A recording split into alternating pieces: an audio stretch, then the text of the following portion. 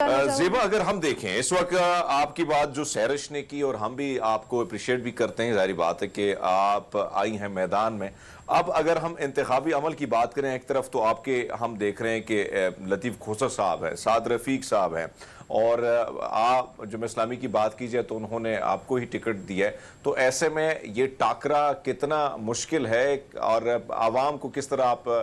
कायल कर रही हैं, अपनी तरफ माइल कर रही हैं और किस तरह इंगेज कर रही हैं? जी, सबसे बड़ी बात तो मेरा ख्याल है जो मैं आपसे इब्तिदा ही में कहूँगी कि आपने जिनकी बात की बहुत बड़ी बड़ी पॉलिटिकल नून जमातों के हवाले से, तो मेरा ताल्लुक़ जमात इस्लामी से है और जमात इस्लामी अपनी कारकर्दगी की बुनियाद पर निकलती है और हमारी दावत भी कारकर्दगी की बुनियाद पर है। अगर आप देखें और ज़रा सा भी सोचें तो आप ज़रूर ही मुझे इस बात पे सेकंड करेंगे कि जब भी पाकिस्तान पर कोई क्लैमिटी, कोई सानहा, कोई नेचुरल डिज़ास्टर, सैलाब हो या कोविड हो, कोई भी मसला आता है या उम्मत पे कोई मसला आता है, तो ये जो सारी बड़ी बड़ी पॉलिटिकल पार्टीज़ हैं ये आपको कभी भी फोर फ्रंट पे नज़र नहीं आती। ये सब कभी भी सीन पे नज़र नहीं आती हैं। उस सारे मरहले में अगर वाहिद जमात नज़र आती है तो वो जमात इस्लामी है। वो कभी अल-खिदमत की शक्ल में नज़र आती है, कभी JI यूथ की शक्ल में नज़र आती है, कभी गरीबों, कभी मुस्तहकों, कभी आगोश की शक्ल में यतीमों की कफ़ालत करती हुई, कभी स्कूल और कॉलेजेस बैठक स्कूल सिस्टम की शक्ल में बनाती हुई, कभी हस्पताल और डिस्पेंसरियाँ बनाती हुई। तो इसलिए जमात इस्लामी के सामने ये बड़े बड़े पोलिटिकल टाइकून्स जो हैं बुनियादी तौर पर हैसियत नहीं रखते। जी बिल्कुल। ज़ेबा, एक और चीज़ जो हमने देखी है जुम्मत इस्लामी के जलसों में, आपके सिराजुल लाला जो हैं, जब भी हम उनसे मुलाकात करते हैं, ये सवाल मैं भी उनसे करता रहता हूँ कि लोग बड़े आते हैं, ख़वातीन बड़ी तादाद में होती है, इलेक्शन के दिन फिर वोट नहीं डाले जाते। तो इस बार आपको क्या लग रहा है कि जलसों में लोग तो आ रहे हैं लेकिन इलेक्शन में भी वोट जो है वो डालेंगे, कन्फर्म डालेंगे? जी इंशाअल्लाह। पाकिस्तान एक नज़रियाती रियासत है और जमात इस्लामी उसी नज़रिए की मुआविन बन के उठी है और हम अल्लाह से वो वादा निभाने के लिए निकले हैं और इंशाअल्लाह अब तो मैं आपको बताऊं वो फ़ज़ा बदल चुकी है। मैं जहां भी कॉर्नर मीटिंग्स पे जा रही हूं, लोग बहुत अच्छी तरह से इस खुशहाल पाकिस्तान और इस्लामी पाकिस्तान के स्लोगन को बहुत ही अच्छी तरह से कबूल भी कर रहे हैं और रिस्पॉन्ड भी कर रहे हैं। आप देखें कि पाकिस्तान एक बहुत नेमतों से माला माल एक टुकड़ा है और you name it and we have it. वो जो अल्लाह कुरान में फरमाते हैं ना, फ़बिअय्यि आलाइ रब्बिकुमा तुकज़्ज़िबान, तुम कौन कौन सी नेमतों को तुम झुटलाओगे। तो पाकिस्तान नेमतों से माला माल टुकड़ा है, हर किस्म की नेमत है, लेकिन उसके बावजूद हम हर किस्म के बहरान का शिकार हैं। आप अगर देखें तो बिजली का ये जो क्राइसिस और एनर्जी क्राइसिस है, हमारे पास बिला रोक टोक चलने वाली हवाएं भी हैं, सारा साल जारी हमारे पास दरिया भी हैं, हमारे पास कोयले की जो ज़खायर भी हैं, हमारे पास सोलर भी है, लेकिन उसके बावजूद हम बिजली के बहरान से शिकार हैं। हम बेहतरीन सोना उगलने वाली ज़मीन भी हैं, हमारे दहकान नस्ल दर नस्ल काश्तकार भी हैं। ज़ेबा साहब, आप जो फरमा रही हैं इसमें कोई शक नहीं है, बहुत शक नहीं है, नहीं है तो सिर्फ लीडरशिप की कमी है, वरना क़यादत नहीं, क़यादत की कमी है। बिल्कुल क़यादत नहीं है। अब आपसे जानना चाहेंगे कि एक तरफ तो आपका जो मुकाबला है तगड़े किस्म के सियासतदानों के साथ है, जो आपने एक चीज़ें गिनवाई इसमें कोई शक नहीं है। आपने बात की कि उम्मत मुसलमान, मैं तो इस चीज़ की गवाही भी देता हूँ कि खिदमत खल्क जो है वो सिर्फ अब इस चीज़ से आगे निकल चुकी है। जहाँ जहाँ मसाइल आते हैं वो अब ये नहीं देखते कि कौन है, इसका मसलक क्या, इसका मजहब, कई चीज़ मैंने देखी है। आपसे जानना चाहेंगे इस वक्त जो हालात चल रहे हैं, खासकर हम देख रहे हैं कि जमात इस्लामी के लोग भी ये गिला कर रहे हैं कि लेवल प्लेइंग फील्ड नहीं दी जा रही है। हमने देखा कि तहरीक इंसाफ के पोस्टर तो हटाए जा रहे हैं, आप लोगों के पोस्टर भी हटाए गए कई इलाकों में, तो आपको भी इन मसाइल का कहीं ना कहीं सामना है?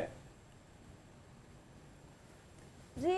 बिल्कुल, ये मसाइल तो हमारा कौमी सानहा बन चुका है। आप देखें जो सियासी बहरान जिसमें से पाकिस्तान गुजर रहा है, ये वो एक टोटल क्राइसिस है जिसको हम नस्ल दर नस्ल एक मुर्सी सियासत की शक्ल में भी फेस कर रहे हैं اور بہت زیادہ اس وقت جو وقت کی ضرورت ہے ملک کو بحران سیاسی معاشی ہر قسم کے بحران سے نکالنے کے لیے، وہ یہی سیاست ضروری ہے اس موقع پر کہ ایک فیئر الیکشنز ہوں، ہماری کیئر ٹیکر حکومت اپنا بہت ہی بہترین رول پلے کرے، عدل سے انصاف کے ساتھ اور بالکل امن کے ساتھ ایک الیکشنز جو ہیں وہ ہوں، اور پھر الیکشن کمیشن کی بھی جو ضوابط اور قواعد ہیں ان کا بھی پورا ہی بندوبست کیا جائے۔ آپ دیکھیں کہ اگر الیکشن کمیشن نے اخراجات کے حوالے سے جو پابندی لگائی ہے، اگر اس ہی کو انشور کیا جا سکے، آپ جائیں اور آپ حلقوں میں دیکھیں کہ ایک ایک حلقے اور ایک ایک کینڈیڈیٹ کے لیے یہ بڑی بڑی پارٹیاں جو ہیں کھلم کھلا الیکشن کمیشن کے اخراجات کے ضوابط کی نافرمانی کرتا ہوا نظر آ رہا ہے۔ This is all what election commission and the caretaker government needs to ensure کہ بالکل فیئر الیکشنز ہوں، اور یہی ہمارے ملک کے سیاسی ڈاکٹر صاحب میں آپ سے یہ بھی جاننا چاہوں گی کہ آپ کو کیا لگتا ہے ایسی خواتین کے کون سے مسائل آپ کی نظر میں ہیں جو آپ کو لگتا ہے کہ آپ حل کرنے میں ان کی مدد کر سکتے ہیں؟ جی دیکھیں، ہماری خواتین ایک so called Islamic republic of Pakistan اسلامی ریاست کی خواتین ہے، جہاں پہ قرآن جو ہے حقوق نسواں کا چارٹر لے کر آتا ہے، اور نبی مہربان صلی اللہ علیہ وسلم خواتین کے علم بردار بن کے آتے ہیں، لیکن اس کے ڈسپائٹ آپ دیکھیں کہ ہمارے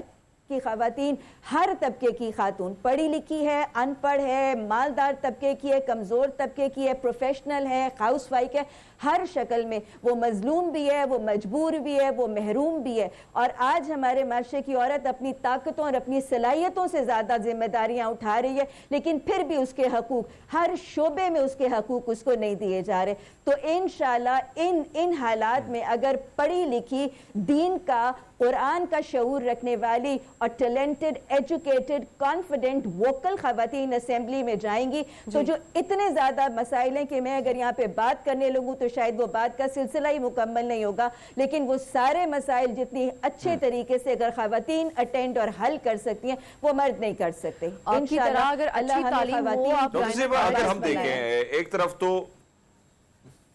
جی میں پوچھنا چاہ رہی تھی، گائنیکالوجسٹ بھی ہیں ڈاکٹر صاحبہ جو ہیں، ظاہر سی بات ہے مدرسہ بھی چلاتی ہیں، یوٹیوبر بھی ہیں، اور ابھی الیکشن کمپینز بھی مینیج کر رہی ہے، سارا کچھ کیسے لے کے چلتے ہیں آپ ساتھ؟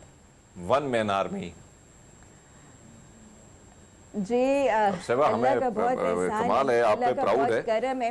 میں کئی دفعہ نا اپنے لیکچرز میں وقت کی برکت کے نسخے بتایا کرتی ہوں، اور میرا خیال ہے کہ میں آپ کے ساتھ بھی اگر شیئر کروں تو وقت کی برکت کا سب سے بڑا نسخہ تو یہ ہے کہ اپنے ٹائم ٹیبل کو فطری اور نماز کے ٹائم ٹیبل کے مطابق چلائیں، اپنی زندگی میں نبی مہربان صلی اللہ علیہ وسلم کی سنتیں رائج کریں، ان کے وقت میں سب سے زیادہ برکت تھی۔ اور پھر جو سب سے بڑا آزمودہ نسخہ میں آپ کے ساتھ شیئر کروں وہ یہ کہ جب اللہ وعدہ کرتا ہے نا کہ جب اپنا مال اللہ کی راہ میں خرچ کرو گے تو میں 700 گنا کر کے اس کو واپس لوٹاؤں گا، جب ہم اپنا وقت اللہ کی خاطر لگاتے ہیں تو وہ بھی اس میں برکت ڈال کے واپس لاتا ہے۔ زندگی میں سادگی آ جائے، ریا، تسنع نکل جائے تو بہت وقت ہوتا ہے اور ہمیں سمجھ بھی نہیں آتا کہ ہم وقت کے ساتھ کیا کریں۔ اللہ ہم سب کے اوقات میں بہت ہی برکتیں عطا فرمائے۔ آمین آمین۔ ڈاکٹر صاحبہ بہت خوبصورت بات آپ نے کی، اور میرے خیال میں انہی چیزوں کو اگر آپ نے زندگی میں لایا جائے تو بہت ساری چیزوں کے حوالے سے آسانیاں ہو سکتی ہیں۔ بہت شکریہ آپ کے وقت